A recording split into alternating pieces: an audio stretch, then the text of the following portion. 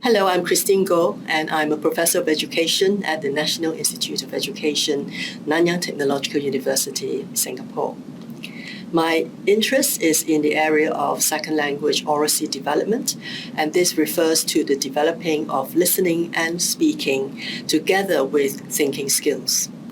I was a language teacher, qualified as a language teacher, and I moved on to teach from schools to universities and became a language teacher, educator, as well as a researcher into language teaching and learning. Today I'm going to talk about active listening for language learners in a globalized world. And to do that, I will be addressing 3 questions. First, why is it important to teach language learners how to listen? Second, what is active listening for language learners? And lastly, how can we help language learners become active listeners? So let me start with the first question.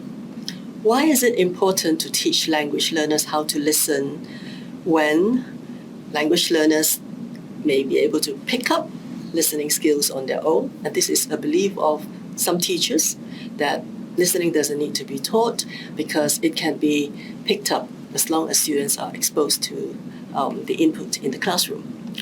The other reason that some people may ask is, why do we need to teach listening when we have AI nowadays which is able to do a lot of translation for us, even offline? And thirdly is, particularly in exam-oriented culture, reading and writing skills are very important. So why do we spend time teaching listening when students could practice listening on their own? So what I hope to do is to explain 3 reasons for the importance of teaching listening to language learners. You can see from here that it is important to teach language learners how to listen because listening is a complex cognitive process that has to be developed. Secondly, interactive listening is more than translation of words. It is about building relationships.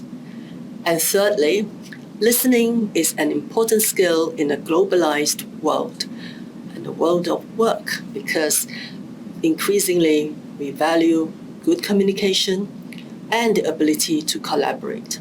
And a lot of this has to take place through the spoken word, through oral communication.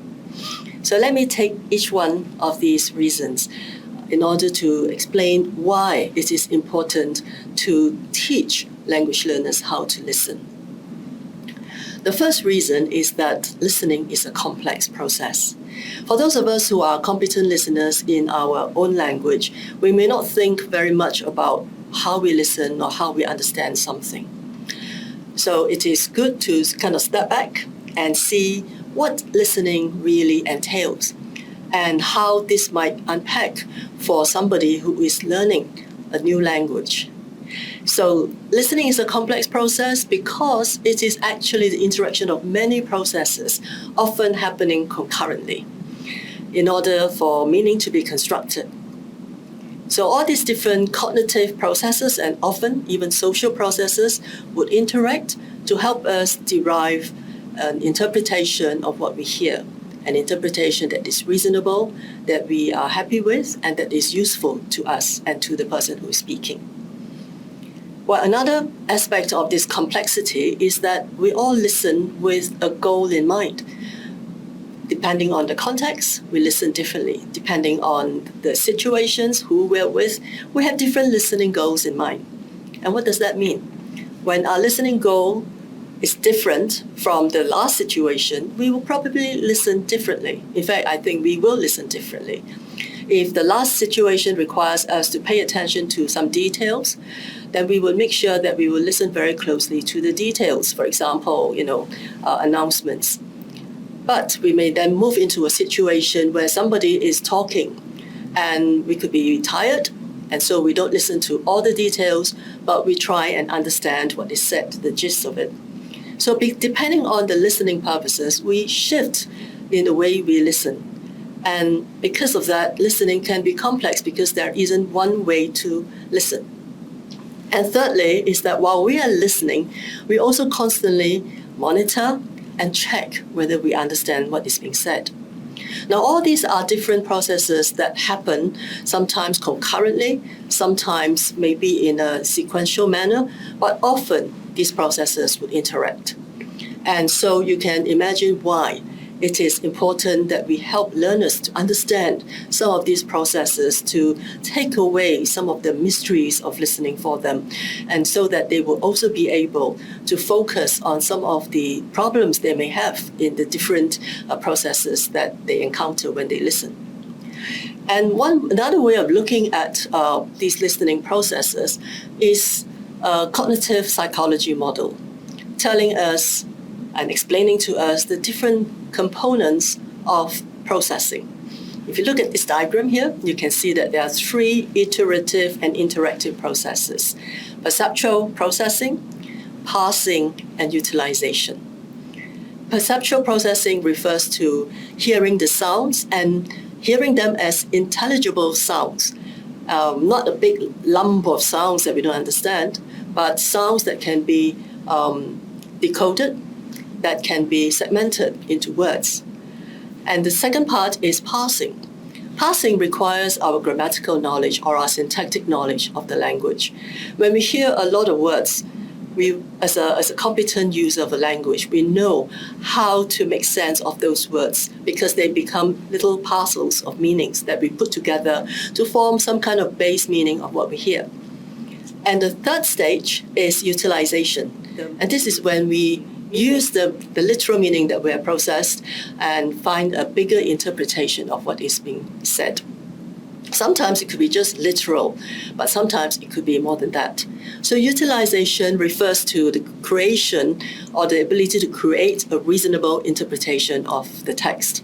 And at the same time, especially when we are talking to somebody in interactive listening, we need to be able to respond and also to store the message in our long-term memory. So these are processes that are iterative. They are not always linear because listening happens in real time. And very often when we are parsing, we will have to make sense of the meaning and new input comes in. So you can imagine what it is like for somebody who doesn't know a language or a language well, right? Or like a second language listener. Now, another way of looking at this too is to look at two broad directions of processing using our knowledge, or using the listener's knowledge.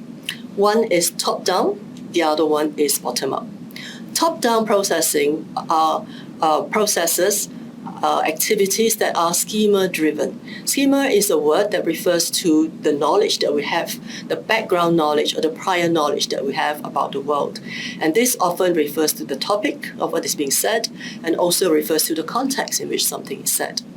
And bottom-up or text-driven processing refers to the ability to use our linguistic knowledge to make sense of the words, the sounds, very much like the perceptual processing and the parsing stages that we talked about just now. Now, top-down and bottom-up processes interact as we listen. So again, we can see the complexities of listening. So listening in another language is not just about hearing the words and understanding what each word means. It is a lot more complex than that because it requires not just our linguistic knowledge, but also our background knowledge. And again, this is something that language learners need to be aware of and need to find ways to address if they have certain challenges. And teachers are to help our learners in finding ways to make sense of some of these complexities and find ways that are easy enough for them to develop their listening step by step. So that's the first reason why we have to teach language learners how to listen. The second reason is that listening has a range of purposes, and because of that, there are different ways to listen. And an important way of listening is interactive listening. And what this means is that we listen while we are interacting with other people. But it's not just processing the sounds and the words, but it's more than that, and I'll come to that in a minute. Now, the importance of interactive listening is that it helps us build relationship, because a good listener will pay attention to what is being said or what is not being said, but at the same time to build empathy, to build connections with the people whom we are speaking with. So interactive listening, therefore, is the human element in day-to-day interactions. We can quite easily take out our smartphone and do a translation. If somebody says something, we translate it and we give it back to the person, or we see what the person means. And that's perfectly fine, because in many circumstances, all we need to know is what a particular utterance means, and that will help us to move on to do something. But listening is not just that. Listening, as I'm emphasizing here, has a human dimension. It is engaging with others through our oral communication in social, academic, and professional situations, or a whole lot of other situations that we can think of. In interactive listening, we use the information that is conveyed for different purposes. We also use that as an opportunity to enhance collaborations and also to foster better relationships. The theme of this Global Listening Festival is the ability to use listening to make our world a better place. And interactive listening has a big role to play. And this is not just something that competent speakers can play. This is also a role that language learners or second language speakers can play in helping make the world a better place by becoming good listeners. Here's the definition of the processes involved in interactive listening. In interactive listening, L2 listeners alternate between listener and speaker, and they are obliged to understand the interlocutor, clarify meaning if necessary, and, importantly, move the interaction forward. And sometimes, because of language proficiency issues, they will have to find ways to develop appropriate response or to find ways to clarify what is being said, so that they can also process what is said in order to move the conversation forward. Because if not, the communication might just break down, or the conversation may just stop there. And interactive listening requires active listening. And I'll come back to active listening in a minute. Now, I want to expand this idea about interactive listening a bit further, because the title of my presentation is about active listening in a globalized world. We all understand what globalization is. It is all around us. For many of us, we see there's a lot of boundary crossings in work, in studies, and we also interact with people from different parts of the world, people who come to us with our country with different first languages, and we also go to other countries where the language that is spoken is not our first language. So here are two contexts for listening. English as an international language, or lingua franca. This is very well established. We know that English, because of historical events, has now become the lingua franca in most parts of the world. And what this means is that English L2 speakers often have to interact with L1 speakers. For example, if students in North America, in the universities, they will have to interact with American professors, of course not limited to American professors, but to speakers who speak English as a first language. But also they interact with their peers, or even with other professors whose first language may not be English. But in this particular context, it is something that is so well established that we have a lot of research that has been done in the use of English as a second language and how listening is carried out in different situations. Now, in another kind of context is where we find that L2 speakers work or study in largely monolingual L1 countries that are not English-speaking or not Anglophone countries, so to speak. And these are L2 speakers who, for example, have decided to move to countries such as Japan to work, and they have learned some Japanese, or they're learning Japanese, but they are L2 learners and speakers. And they will have to interact with the L1 speaker who is proficient only in Japanese. Or we can think about other languages like Korean, Arabic, Spanish, and so on. So here we have different contexts for listening. In English as a lingua franca, where L2 speakers speak to L1 speakers as well as among themselves, as well as people who are not using English as a second language, but other languages because of work, because of studies, and so on. Now, in interactive listening, there are also many challenges. At a very basic level, for language learners, it requires a lot more attention, drawing on their own linguistic knowledge, drawing on their background knowledge about context and so on, about the topics, for example. But on top of that, there are also different challenges or demands, if we put it this way. For example, different interaction and cultural norms, even when speaking the same language. And also social dynamics and communication strategies may be different. So I may be speaking English to another person who is also speaking English, but because we come from different cultural contexts, there could be nuances that I may not be aware of, or the other speaker may not be aware of in our interaction, and in the way we listen and try and understand how the other person is communicating their intentions. And in some societies, social dynamics are extremely important.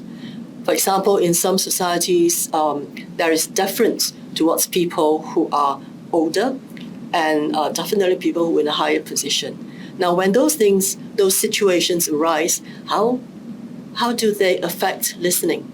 And how do they affect the way we deal with communication breakdowns or communication or comprehension problems? For language learners, these can be huge demands on not just their cognitive knowledge, but also on their social and cultural knowledge. And this together can create some challenges for many of our language learners when they're trying to listen. Then there are two other areas that are linked more to the students' or the learners' linguistic knowledge. One is adapting to phonological differences. We hear, people often say, different people speak with different accents, and so on. Research has shown that actual accent is not a big problem, because even though we may have different intonation patterns, we may stress a word in particular different places, but somehow listeners, often through the use of strategies, will be able to make out for the sounds that they are not familiar with. And research has also shown that L2 speakers from the same environment may be able to understand each other better.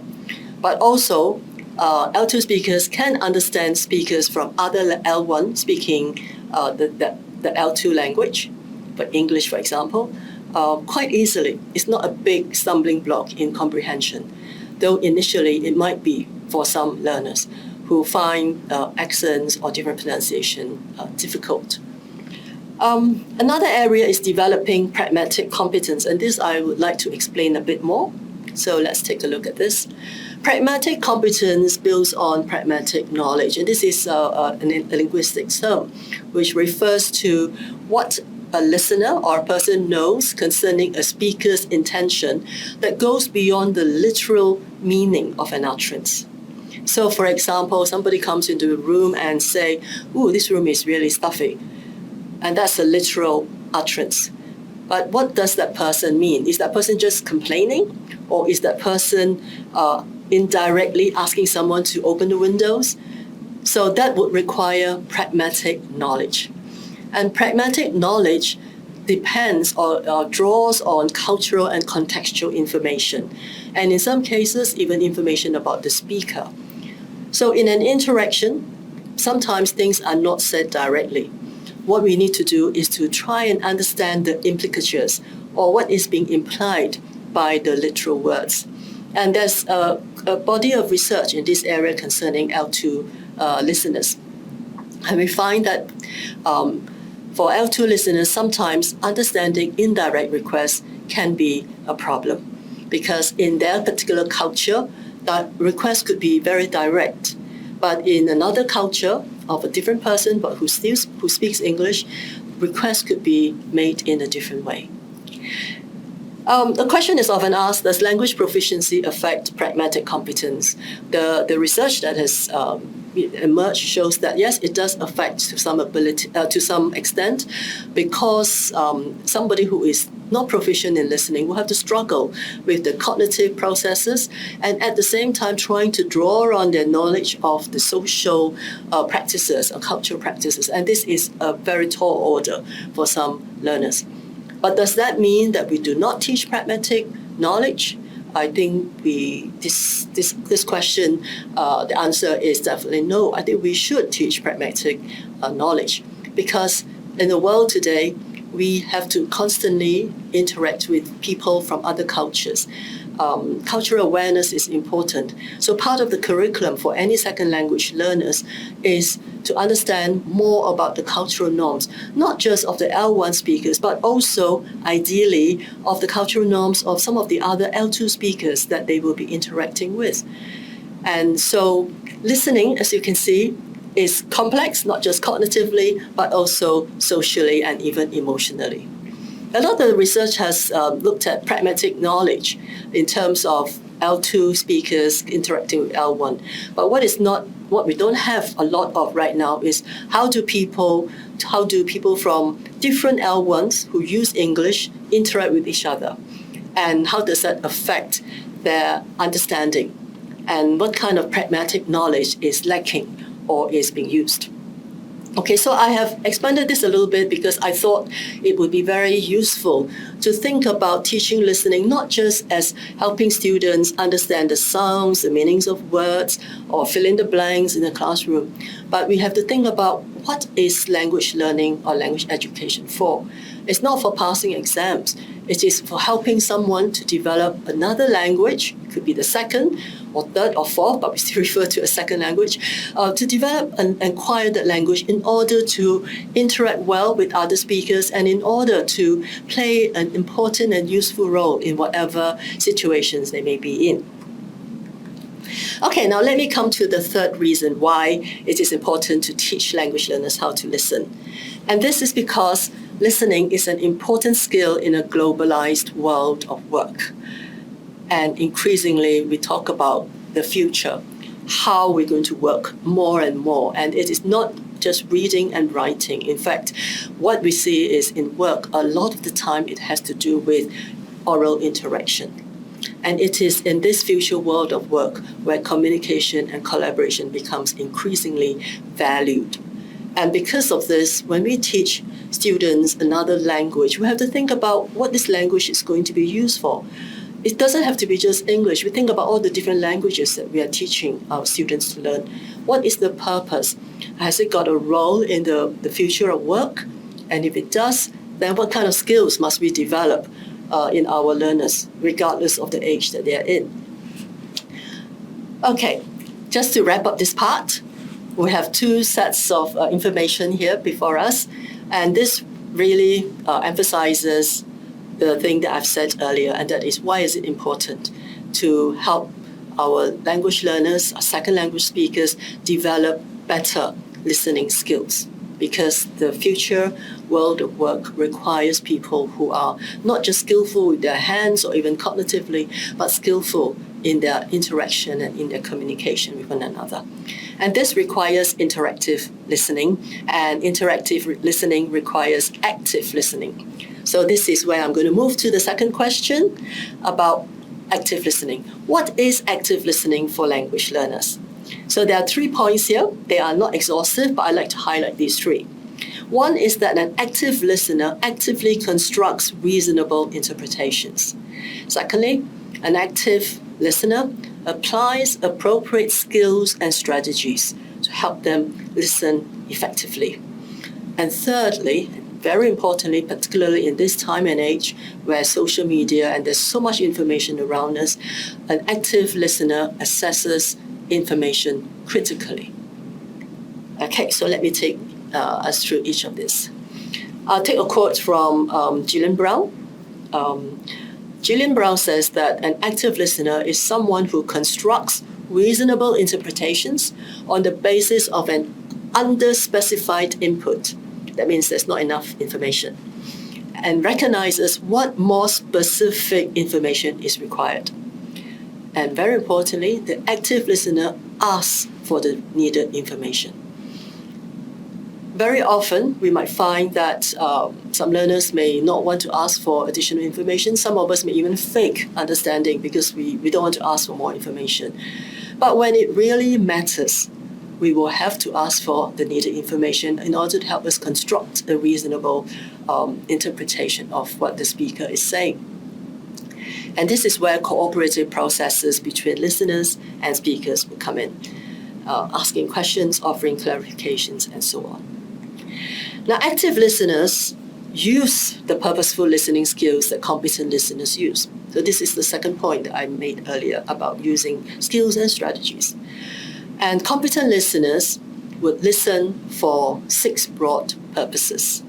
Listen for details, listen for global understanding, listen for main ideas in small sections, listen and infer, that means filling in the gaps, listen and predict what someone is going to say, and listen selectively.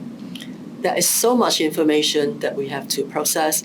Very often as competent speakers, we decide which are the parts we want to pay attention to, so we listen selectively.